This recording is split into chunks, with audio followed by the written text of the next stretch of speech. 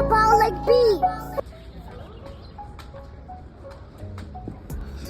Have you ever wondered how you apply parametrics to your real life? Parametrics apply to velocity, position, acceleration, speed, and total distance. So, what aspects of your life can these principles be applied to? Friend Sebastian is training for a marathon. As he runs, you may be wondering about his acceleration, velocity, speed, position, and total distance. By the end of this video, you will be able to understand how parametrics can be applied to real life. Parametrics can be used to mathematically measure position, speed, acceleration, total distance, and velocity.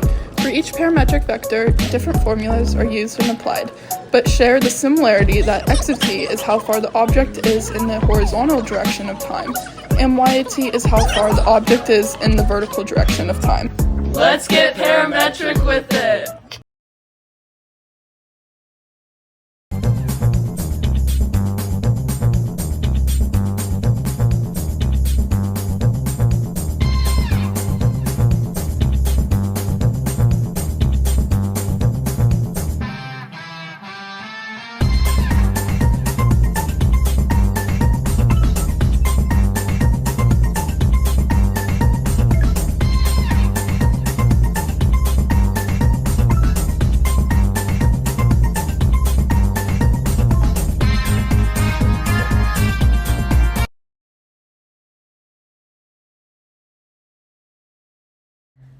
We will begin by finding the position of the person at t equals 3 seconds. Position is where an object is at a specific moment in time. To do this, we'll plug in t equals 3 seconds into both x of t, which is the horizontal location, and y of t, which is the vertical location.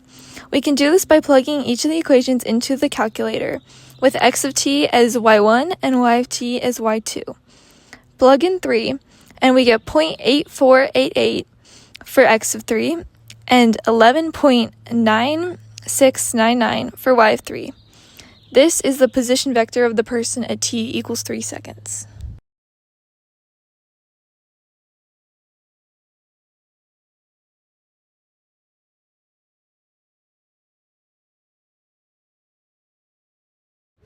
Next, we'll find the velocity vector of the motion of this runner. Velocity is how fast and in what direction the object is moving, and it is the derivative of position with respect to time. So, we need to find the derivative of both the x horizontal equation and the y vertical equation. We can do this by using the product rule. So, the derivative of x of t is 4 cosine of t over 2 minus 2t sine of t over 2. And then for y, the derivative is 4 sine t over 2 plus 2t cosine t over 2. And that is the velocity vector.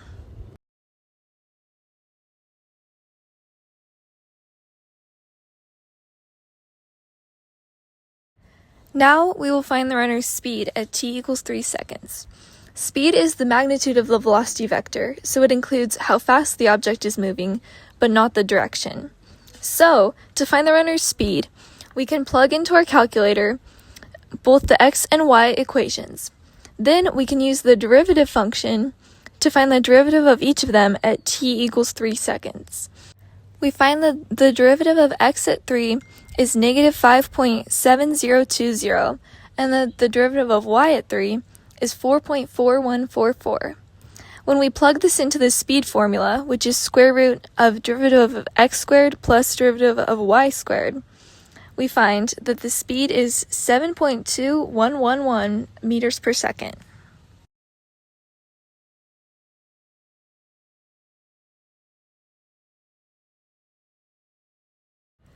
Next, we will find the acceleration vector a of t at t equals 3 seconds. Now, acceleration is how the velocity is changing. This determines whether the object is speeding up, slowing down, or changing direction. Acceleration is the second derivative of position. So, to find the acceleration, we can use the derivatives of x and y, which we found in previous problems. So, we can use those to find the second derivative, which for the second derivative of x of t is negative 2 sine t over 2 minus t cosine t over 2. The second derivative for the y vector is 2 cosine t over 2 minus t sine t over 2. Now we can use both of those equations in our calculator and put in 3 for t and find the values for each of them. We find that x double prime of 3 is negative 2.2072 and y double prime of 3 is negative 2.8510. So, the acceleration vector at t equals 3 seconds is negative 2.207, comma, negative 2.851 meters per second squared.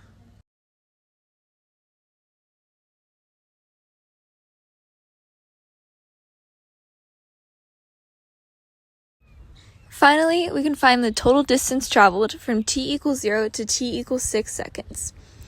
Now, the total distance is the actual length of the path an object travels, even if it curves or changes direction. It is also the integral of speed, so that's what the formula is for it. Put the derivative of x equation into the calculator as well as the derivative of y equation. We can put these in for y1 and y2. Now use the integral function on the calculator with the derivative of x and the derivative of y plugged into the function with 0 and 6 as the bounds. After integrating this, we find that the total distance traveled of the path from t equals 0 to t equals 6 seconds is 45.221 meters.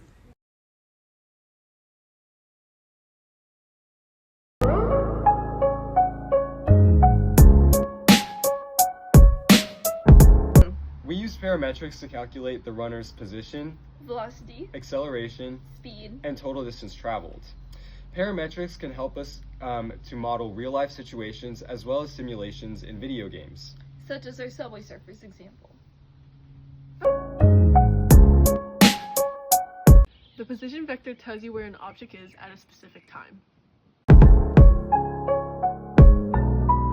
The velocity vector tells you the rate of change and the direction and magnitude of the object. The acceleration vector tells you the rate of change of the object's velocity, whether the object is speeding up or slowing down or it's not moving at all. Speed is the magnitude of the velocity vector and tells you how fast something is moving. Total distance is the length of the total path of the object. For students planning on taking Calculus or Calculus BC, here is a challenging Calculus FRQ that extends on the basic principles of parametrics explained in the video. The FRQ adds in questions about slope and challenging functions to add to the difficulty of the problem. Give it a try if you want to try more challenging parametrics. Thank you for watching. Hope you enjoyed our application of parametrics video.